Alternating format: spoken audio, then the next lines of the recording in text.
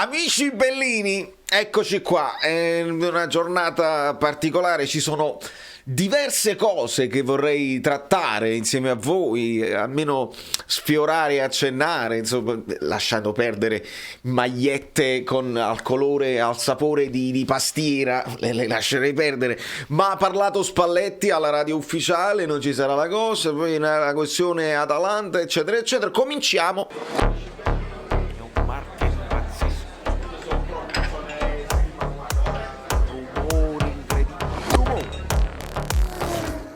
Allora, amici bellini, benvenuti, buon martedì, amiche belline, benvenutissime sempre, nuovi iscritti, quelli della prima ora, tutti benvenuti alla grande, tra una serata e l'altra ci incastriamo questo video che voi potete lasciare pure dei like, li potete pure lasciare, non è che vi costa molto. Poi si è spento lo schermo che si era riacceso, misteri della tecnologia. Per guardarvi io adesso devo guardare di qua, è come se guardassi la zona del like e del subscribe, poi potete così.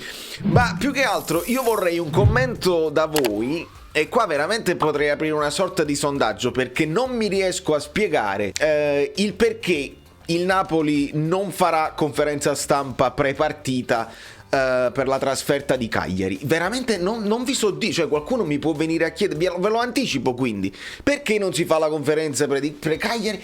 E non lo so. Cioè voi con un po' di fantasia datemi una vostra risposta. Perché non lo so, ci può essere un problema logistico, perché la trasferta o traghetto è complicato, cioè si poteva fare oggi, c'era il tempo oggi ma c'erano degli allenamenti da fare, domani di domenica non si lavora? Perché è strano il percorso di questa giornata, si è cominciato ieri con la partita, con il derby di Torino e insomma quindi si comincia venerdì, poi ci stanno 3 partite oggi, ci sono altre 3 partite domani e poi il Napoli lunedì, quindi questo avrà scombussolato tutti i piani, non lo so, e la conferenza viene sostituita in qualche modo da questa intervista alla radio ufficiale dove Spalletti fa una one to one con Vincenzo Perna e si parla di un po' di cose, ovviamente le abbiamo trascritte e ne possiamo parlare insieme, e questo anticipa, ma poi non è che poi arrivino domande in conferenza interessantissime. C'era però una domanda che purtroppo non viene affrontata, ma andiamo per ordine e ci arriviamo. Io sono pronto anche con un Ambrabam, perché a questo punto,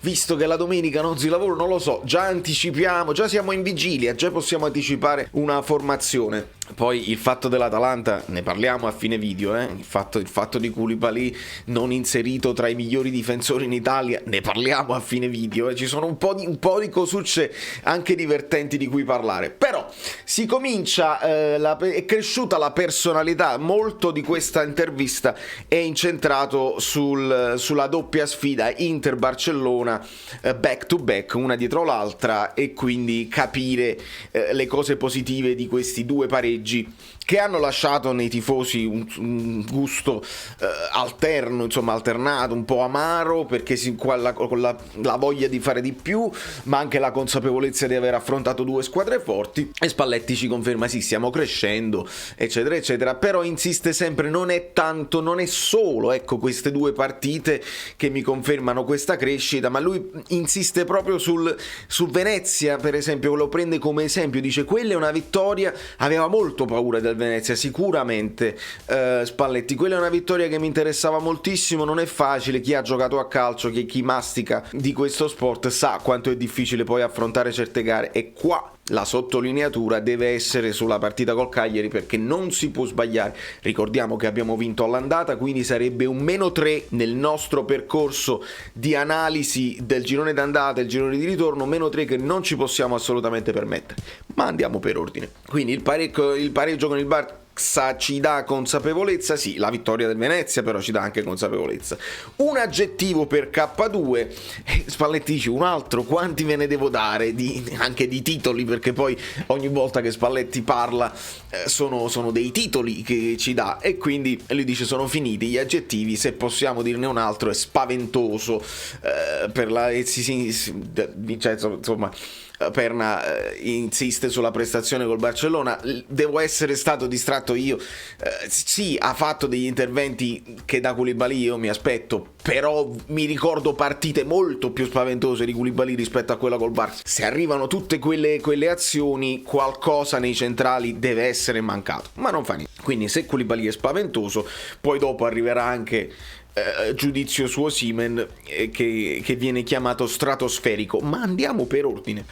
Quindi il bilancio Inter-Barcellona eccetera eccetera, bene anche nel saper soffrire, ci mettiamo anche questo nella scatola delle partite del Napoli, ed è bene ricordarlo che abbiamo dovuto saper soffrire in certe fasi della partita, e quindi adesso ci portiamo un attimo verso Cagliari e Spalletti ci dice: vi devo dare la stessa risposta, perché se la domanda è sempre la stessa, Cagliari è come Venezia, vi devo dare la stessa risposta, noi dobbiamo essere il Napoli, questo è l'obiettivo, non è tanto parlare di che tipo di squadra è il Cagliari eccetera eccetera. Se il Napoli fa il Napoli e dimostra di essere continuo nelle prestazioni da Napoli, allora noi stiamo a posto. È però una gara insidiosa, viene descritta come gara insidiosa. Alzare l'asticella dopo tante cose fatte bene rispetto all'obiettivo stabilito a inizio stagione, ovviamente non è dire scudetto, ma è più o meno una parafrasi dello scudetto, e Spalletti ci risponde così: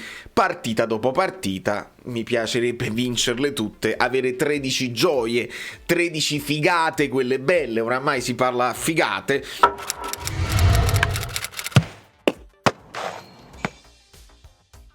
E poi muoio, nel senso, vedo Napoli e poi muoio, e dopo posso anche calcisticamente sto a posto, cioè se riesco a fare queste 13 vittorie una dietro l'altra, sono quelle cose calcisticamente impossibili, improbabili, tutto è possibile. Il pallone è rotondo, sì, il pallone è quadrato ultimamente, lo sappiamo, però ovviamente il paragone con il detto famosissimo napoletano, se vinci così calcisticamente, però Spalletti ci dice anche: a me piace vivere qui, mi piace vivermi città e squadra, e quindi magari possiamo anche continuare. Il finale di Osimhen, l'aiuto che ci può dare eccetera eccetera. Osimhen è stratosferico nel suo potenziale, ce lo ridescrive Spalletti, oramai abbiamo capito. E quindi per esempio ci parla di una delle fasi su cui Osimhen può lavorare e può migliorare, per esempio mettere dei cross più precisi dopo aver fatto quegli strappi incredibili di 40 metri dove tutti, capito, si porta appresso difese tra le più importanti d'Europa e fanno difficoltà a stargli dietro. Ecco, se avesse anche quella lucidità di alzare la testa e di mettere poi dei cross più precisi, capire se ti hanno seguito i compagni, dove si sono posizionati, se hanno riempito l'area, perché non sempre il Napoli è stato in grado di seguirlo e di riempire l'area, ecco che poi diventerebbe ancora più importante. Dopodiché in questa descrizione di Osimhen a Spalletti piace metterci di nuovo in mezzo il nome di K2, ci cita Insigne, ci cita Fabian, quindi tutti questi giocatori importanti con i quali Osimhen sta giocando, e quindi in questo contesto può ancora migliorare. Dopodiché c'è la domanda sugli infortunati, e questa è interessante perché ci fa capire che per il Cagliari non riusciamo a recuperare nessuno degli ultimi infortunati e li snoccioliamo facilmente.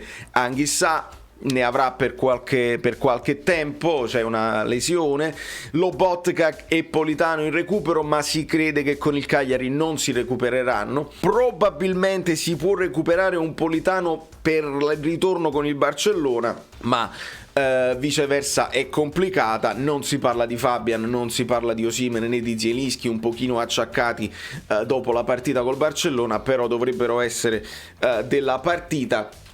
Giustamente se c'è Fabian potrebbe essere cambio idea adesso sulla formazione, che adesso con un Amrabat passiamo a farla sicuramente.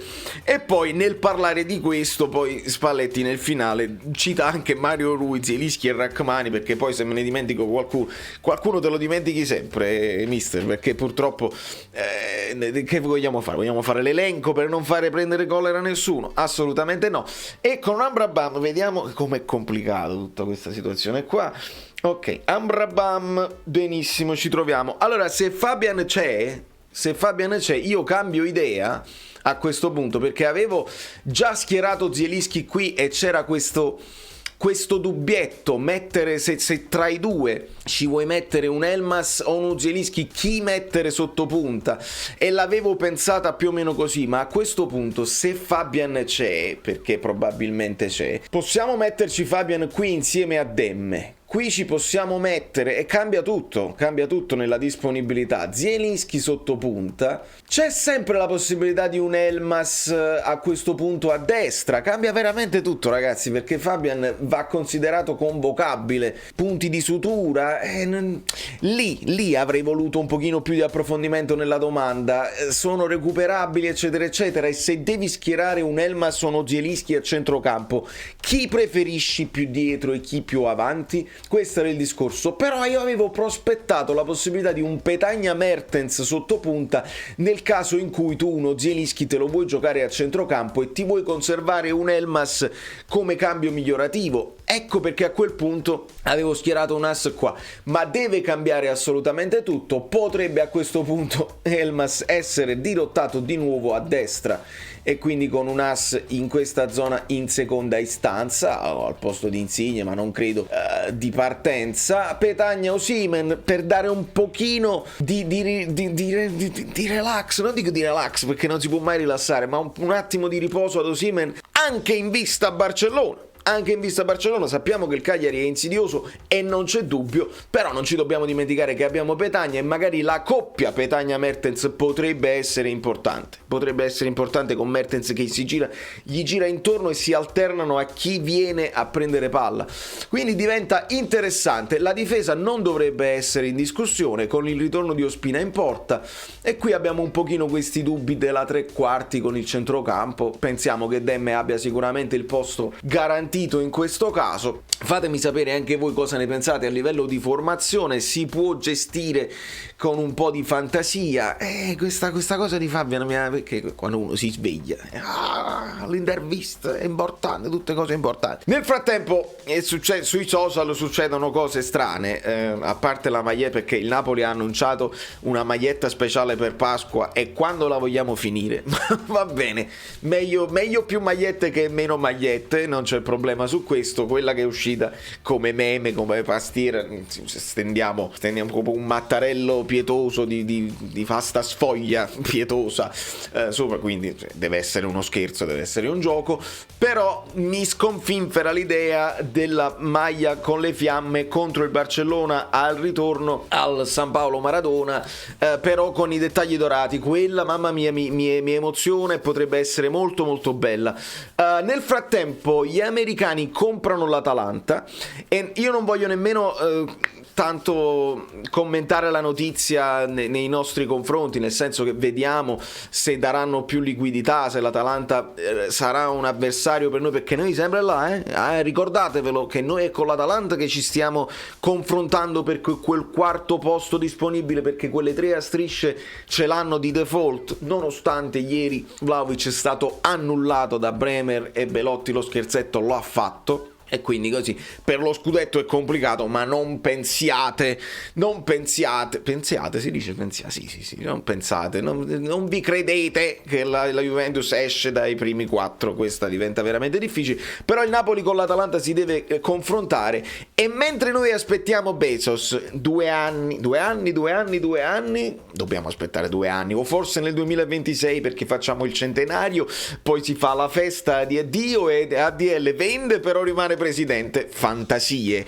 e ancora sto aspettando le scuse, giorno dopo giorno me le dovrebbero fare le scuse delle notizie fantasiose che illudono i tifosi. La notizia del fondo americano che poi sono i proprietari dei Boston Celtics, quindi insomma le notifiche, vi siete iscritti al canale Telegram? Non lo so, vedi, perché gli amici poi mi mandano la pastiera esclusiva, la camiseta per il mese prossimo, l'avete vista tutti quanti, insomma evitiamo di parlare di queste cose qua. Le notizie che smuovono capitali ci arrivano quando sono già state completate. Questa è poi la cosa che dovete capire. Quindi non è che esce la notizia perché la massaia ha sentito il cugino che ha visto il camioncino ad Arzano di Amazon e allora è fatta. Quando esce la notizia esce 2 giorni fa, un giorno di smentite di notizie e poi la conferma ufficiale. Così succede, e poi esce da Calcio e Finanza, non esce dai blog. Quindi questa è una cosa. Amazon invece noi aspettiamo 4 anni,